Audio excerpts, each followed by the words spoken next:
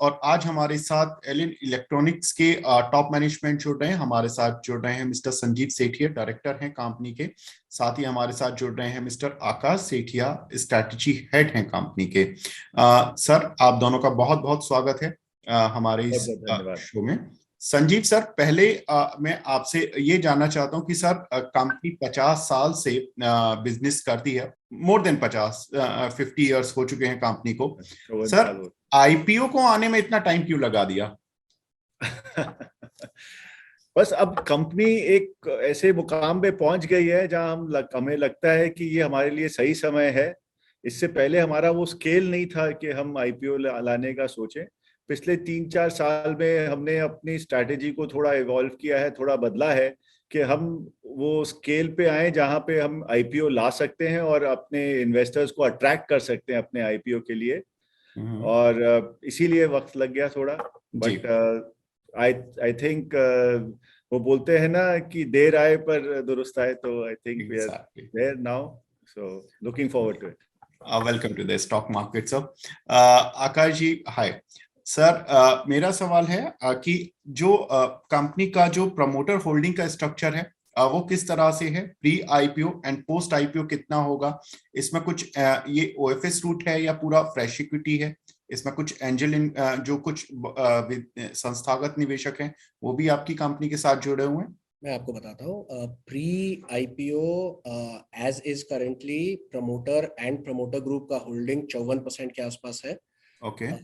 जो post IPO करीब 32 से 33% हो जाएगा। इसमें मैं एक बात बताना आपको चाहूंगा कि जो फैमिली है, फैमिली का होल्डिंग प्री आईपीओ 95% है, जो पोस्ट आईपीओ 57-58% के आसपास रहेगा। तो फैमिली के कुछ भाग को प्रमोटर क्लासिफाई किया गया है लॉयर्स और बैंकर्स के एडवाइस पे, और कुछ पार्ट है जिनको नॉन प्रमोटर क्लासिफाई किया गया है। तो आई थिंक जरूरी ये है कि अपने फैमिली के होल्डिंग को देखें, because family is one, and post IPO family का होल्डिंग 57 से 58% के आसपास रहेगा। आपका दूसरा प्रश्न था आईपीओ स्ट्रक्चर पे। तो टोटल आईपीओ साइज 475 करोड़ है, जिसमें से प्राइमरी या फ्रेश इशू 175 करोड़ है, और ओएफएस और सेल बाय फैमिली 300 करोड़ है। बिल्कुल। संजीव सर, 1969 से, if I am not wrong, जो मैं पढ़ रहा था कि 1969 से कंपनी शुरू हुई थी। सर, इतना लंबा समय हुआ, इस पूरी जर्नी में क्या कुछ उतार चढ़ाव रहे, क्या कुछ पॉजिटिव्स हुए, उसके बारे में कुछ बताएं। बिल्कुल। 1969 में कंपनी एक बहुत छोटे रूप में चालू हुई, और उस टाइम हम बैंक चेन स्विचेस बनाते थे जो रेडियोज में लगते थे। मैं कहूँगा 1974 में कंपनी का पहला बड़ा मुकाम आया। उस वक्त हम एक हिंदुस्तानी कंपनी, पहली ऐसी कंपनी थी जिसने हिंदुस्तान में टेप डेक मैकेनिज्म बनाया। और अगले 25 साल तक हम एक टेप डेक मैकेनिज्म कंपनी की तरह ही जाने जाते थे। आज के कुछ हो सकते हैं लोगों को टेप डेक मैकेनिज्म नहीं पता होगा क्या है। बेसिकली जब आपके पास टेप रिकॉर्डर होता था और उसमें आप जिस यूनिट के अंदर कैसेट डाल के प्ले बटन दबाते थे, दैट प्ले स्टॉप, वो पूरा कंप्लीट मैकेनिज्म हम बनाते थे। मैं कहूँगा वो बहुत ही एक प्रिसिजन प्रोडक्ट था, क्योंकि आपको उस टेप को मूव करना है, एक कांस्टेंट स्पीड में मूव करना है without any major fluctuation in the speed of movement, नहीं तो आवाज चेंज हो जाती। और हम नॉट ओनली हिंदुस्तान की बट प्रॉब्ली दुनिया की एक कंपनी रही होगी जो टेप डेक मैकेनिज्म की दुनिया में हम मैकेनिज्म बनाते थे। हम उसका ऑडियो हेड सैंक्यो सेकी के कोलैबोरेशन से बनाते थे, और उसका जो डीसी मोटर है वो भी हम खुद इन हाउस बनाते थे। एक बहुत प्रिसिजन प्रोडक्ट था, और ऑलमोस्ट 25 साल तक हम कंपनी उसी प्रोडक्ट के लिए बहुत मशहूर भी हुई। क्वालिटी की रिक्वायरमेंट बहुत ज्यादा थी उस प्रोडक्ट के लिए। बट लेट 90s में 95-96 में टेक्नोलॉजी में चेंज आया। टेप डेक मैकेनिज्म से लोग सीडी मैकेनिज्म की तरफ जाने लगे, और उसके बाद डीवीडी भी आया। तो 25 साल तक जिस नींव पे कंपनी खड़ी थी, अचानक वो नींव हिलने लगी, और वो कंपनी के लिए सबसे बड़ा एक चैलेंज था। और मैं समझता हूँ जब चैलेंज आती है ना, जब एडवर्सिटी स्ट्राइक करती है, तभी एक कंपनी के और उनके मैनेजमेंट के बलबूते पर पता चलता है। और हमने उस चैलेंज को हेड ऑन फेस किया।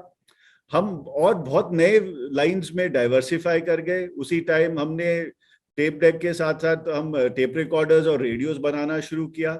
हमारे कुछ कस्टमर्स थे जो अप्लायंसेस में थे, तो हम अप्लायंसेस में डाइवर्सिफाई कर गए। हम लाइटिंग में डाइवर्सिफाई करे, हम ऑटोमोटिव कंपोनेंट्स में डाइवर्सिफाई किए। सुनने में बहुत अलग अलग प्रोडक्ट्स लगते हैं, बट बेसिक जो हमारा कोर कॉम्पिटेंस था, जो इन प्रोडक्ट को बनाने के लिए जो जो स्ट्रेंथ चाहिए थी, वो सेम ही थे। शीट मेटल, प्लास्टिक कंपोनेंट और उनकी असेंबली करना, वो हमारी जो मजबूती या जो हमारी स्ट्रेंथ थी, उसको यूज करते हुए हम एक पूरा टेक्नोलॉजी, माने 25 साल तक जिस पदार्थ पर कंपनी खड़ी थी, वो ऑलमोस्ट आप समझ लीजिए 2-3 साल में शून्य हो गया। फिर भी कंपनी डगमगाई नहीं, गिरी नहीं, और आगे बढ़ी और बढ़ती चली गई। तो ये एक बहुत बड़ा चैलेंज था। और 3-4 साल पहले हमने दूसरा जो एक चैलेंज इन द सेंस था कि हम ग्रो कर रहे थे, ठीक कर रहे थे, पर जिस रफ्तार से बाकी कंपनीज या मार्केट ग्रो कर रहा था, हम उतने फास्ट ग्रो नहीं कर पा रहे थे। तो हमने एक बार वहां पे वापस एक रीसेट किया कि भाई हम क्या करें कि हम भी मार्केट और मार्केट से ज्यादा तेज ग्रो कर सके। और उस एक रीसेट ऑफ माय स्ट्रैटेजी में हमने ये डिसाइड किया कि हम और अपने जो प्रोडक्ट वर्टिकल्स है उसको और एक्सपैंड करेंगे। हम पंखे में घुस गए, हम मोटर्स बनाते थे, हम अलग अलग टाइप की मोटर्स बनाने लग गए। तो हमने एक और फिर उस टाइम माने एज अ ग्रोथ ड्राइवर हम नए प्रोडक्ट कैटेगरीज को पुश किया, और हम फिर आज इस पोजीशन में है कि 25 साल की जो समझ लीजिए कार्य था या जो हमारा प्रोडक्ट था, वो जीरो होने के बाद भी हम आगे बढ़ रहे हैं और अच्छा कर रहे हैं। बिल्कुल। सर, एक प्रश्न और आता है कि जो कंपनी का बिजनेस है और अभी तक जो आपने जैसा जर्नी बताया सर, उससे ये कंपनी का नाम किस तरह से मैच करना है? बिल्कुल। देखिए, एलन का बेसिकली जो फुल फॉर्म है वो था इलेक्ट्रॉनिक इंडस्ट्रीज ऑफ इंडिया। ये company electronic industries of India के नाम से शुरू हुई और एलन उसका एक्रोनिम था। हम चाह रहे थे कि इलेक्ट्रॉनिक इंडस्ट्रीज ऑफ इंडिया के नाम से रजिस्टर हो पाए, बट किसी कारणवश उस टाइम नहीं हो पाया। तो जो एलन एक शॉर्ट फॉर्म, एक ब्रांड हम यूज करते थे, जो हमारा जो पदार्थ जाते थे उस पर हम एलन लिख के भेजते थे। तो फिर हमने एलन रजिस्टर करा दिया और इसी तरह से एलन आज जानी जाती है। आकाश जी, जो कंपनी के पिछले, क्योंकि जब शेयर मार्केट में आप एंटर करते हैं तो जनरली जो स्टॉक एनालिस्ट होते हैं 3 से 5 साल की कंपनी की कम से कम फाइनेंशियल हिस्ट्री देखते हैं। आप अपनी पिछली 3 साल की कुछ रेवेन्यू हिस्ट्री के बारे में बताइए कि कितना रेवेन्यू आप कंटिन्यूअसली कर रहे हैं, कितना एबिटा मार्जिन्स और कितने नेट प्रॉफिट आप अर्न कर रहे हैं। बिल्कुल, मैं आपको रेवेन्यू के बारे में सबसे पहले बताना चाहूँगा।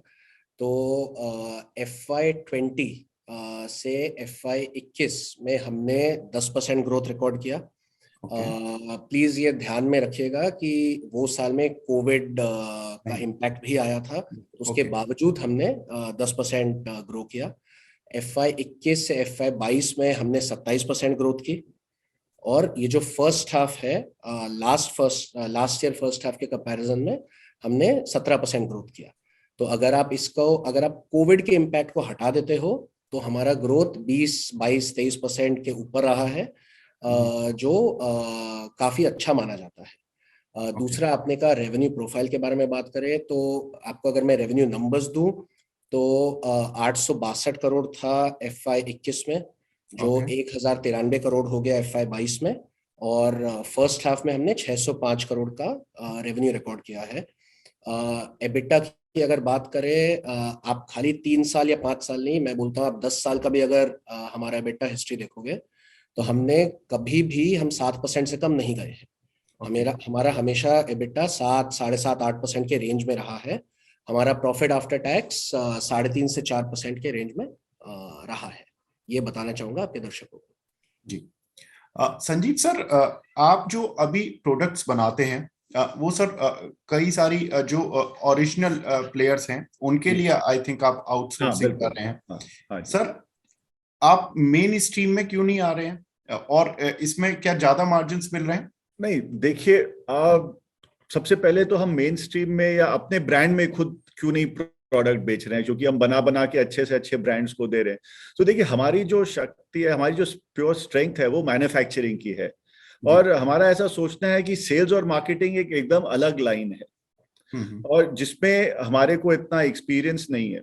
दूसरी बात है, देखिए हमारे कस्टमर्स जो हैं हमारे साथ जुड़े हुए हैं, कोई 10 साल 15 साल 50 साल पुराने तक भी कस्टमर्स हैं। वो हमारी, आज हम उनके लिए खाली एक कोई सप्लायर नहीं, हम उनके लिए एक स्ट्रेटेजिक पार्टनर है उनके लिए। अगर हम अपने खुद के पदार्थ अपने ब्रांड से लाते हैं तो सबसे पहले हमारे जो कस्टमर्स जो आज के दिन हमारी स्ट्रेंथ है वही हमको अपने कॉम्पिटिटर्स जैसे मानने लग जाएंगे। तो वो हमारे एग्जिस्टिंग बिजनेस के लिए भी बुरा हो सकता है। दूसरी बात, मेन रीजन है कि जो हमें लगता है कि जो हमारी कोर स्ट्रेंथ है उसे हमें नहीं छोड़ना चाहिए और हमारी स्ट्रेंथ मैन्युफैक्चरिंग की है। तो मेन मुद्दा यही है कि हम अपने कोर स्ट्रेंथ पे ही चलना चाहते हैं और उसी में अपने बिजनेस को बढ़ाना चाहते हैं। और हमें ऐसा लगता है कि बहुत सारे एवेन्यूज है, ग्रोथ अच्छी है हिंदुस्तान में, और सारे बिजनेस वर्टिकल्स है जिसमें हम अपने एग्जिस्टिंग कस्टमर्स और कुछ नए कस्टमर्स ऐड करके ग्रो कर सकते हैं। तो क्यों अपने एग्जिस्टिंग कस्टमर्स को एंटेगनाइज करें, और अपने कोर स्ट्रेंथ पे अगर हम आगे बढ़ेंगे तो मेरे को ऐसा लगता है कि हम ज्यादा बेहतर कर पाएंगे। बिल्कुल सर, आप उन कुछ बड़े कस्टमर्स के नाम बता सकते हैं जो आपके साथ जुड़े हुए हैं?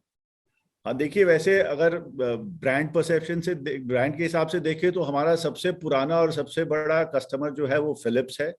हालांकि पिछले कुछ सालों में फिलिप्स भी एज अ कंपनी ने अपने कुछ बिजनेसेस को हाइव ऑफ कर दिया है। तो हमारा जो आज का सबसे बड़ा कस्टमर है वो सिग्निफाई है। सिग्निफाई एक टाइम में फिलिप्स लाइटिंग हुआ करती थी, उसके बाद अब फिलिप्स में जो डोमेस्टिक अप्लायंसेस और पर्सनल ग्रूमिंग बिजनेस भी उन्होंने दो अलग अलग कंपनी हो गई है। हालांकि ब्रांड फिलिप्स है तो उसमें फिलिप्स डोमेस्टिक अप्लायंसेस और एक रॉयल फिलिप्स है। तो ये हमारे सबसे बड़े कस्टमर्स है। उसके अलावा फिर हमारे साथ हैवेल्स है, पैनासोनिक है, डेंसो है, उषा है, और भी बहुत सारे कस्टमर्स हैं। Okay, perfect. आकाश जी, आप अपने रेवेन्यू मिक्स के बारे में बताएं कि 100% डोमेस्टिक रहता है या कुछ एक्सपोर्ट भी आप कर रहे हैं? देखिए, ज्यादातर रेवेन्यू हमारा डोमेस्टिक मार्केट से ही आता है। एक्सपोर्ट अभी जो करंटली है का बहुत ज्यादा नहीं है, मैं कहूँगा सिंगल डिजिट परसेंटेज के रेंज में है। जो और हमारा जो करंट रेवेन्यू मिक्स है ब्रॉडली करीब 75 से 80% हम ईएमएस इंडस्ट्री से लेते हैं, जिनमें 3 भाग है। सबसे पहला भाग है एलईडी लाइटिंग और फैंस का, दूसरा भाग है स्मॉल अप्लायंसेस का, और तीसरा भाग है फ्रैक्शनल हॉर्स पावर मोटर्स यानी कि स्मॉल मोटर्स का। ये तीनों भाग मिला के करीब 75 से 80% रेवेन्यू है। और जो बाकी 20-22-25% है वो एक प्रिसिशन कंपोनेंट्स का बिजनेस है जो हम ऑटो इंडस्ट्री और कंज्यूमर एंसिलरी इंडस्ट्री को बेचते हैं। और एक जो हमने हाल ही में 2019 के आसपास शुरू किया, हमने मेडिकल सेगमेंट में फोरे किया, तो हम उसमें मेडिकल कार्ट्रिज बनाते हैं, तो वो भी ये 20-22% में शामिल है। ये हमारा ओवरऑल रेवेन्यू मिक्स है जी। आकाश जी, ये जो आपकी आईपीओ की मनी आने वाली है, इसका यूज हमें बताएं। तो जो हम 175 करोड़ रुपए कंपनी में रेज कर रहे हैं, इसका ब्रॉड यूजेज है कि 90 करोड़ रुपए से हम डेट को अपना कम करेंगे, करीब 40 करोड़ रुपए हम कैपिटल एक्सपेंडिचर यानी कंपनी के ग्रोथ में लगाएंगे, और जो बैलेंस अमाउंट है उसको हमने जनरल पर्पस के लिए रख रखा है। ये यूजेज है 175 करोड़। जी।